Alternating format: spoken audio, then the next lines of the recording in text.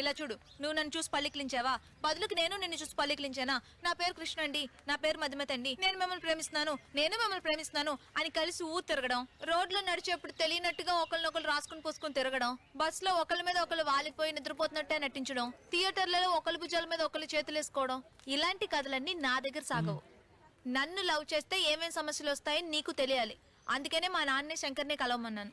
అదే విధంగా నిన్ను లవ్ చేస్తే ఏమేం సమస్యలు వస్తాయని నాకు తెలియాలి. ఇవన్నీ వదిలేసి మన ఇద్దరం లవ్ చేసుకుని రేపు పెళ్లి వరకు వచ్చిన తర్వాత మీ ఫ్రెండ్స్ లో ఎవడో ఒకటి అడుగుతాడు, ఎందుకు ఆమెను పెళ్లి చేసుకుంటున్నావు? 6 సంవత్సరాలు దాని వెనకాల ఒకటి తిరిగాడు, ఇవిడు కంపెనీ ఇవ్వకుండానే తిరిగాడు అంటాడు. ఎందుకు మరిది గారు 4 నెలలు పెద్దదాన్ని పెళ్లి చేసుకుంటున్నారు అని నీకు వదిన వరుసలో ఉన్న ఎవరైనా అనొచ్చు. మీ అమ్మా నాన్న పోలీస్ కుటుంబం నుంచి అమ్మాయిని పెళ్లి చేసుకోవడం మంచిది కాదు అని అనుకోవచ్చు. ఇవన్నీ కలిసిందే మధుమతి. ఇవన్నీ రేపు ప్రాబ్లం కావచ్చు, కాకుండానే పోవచ్చు.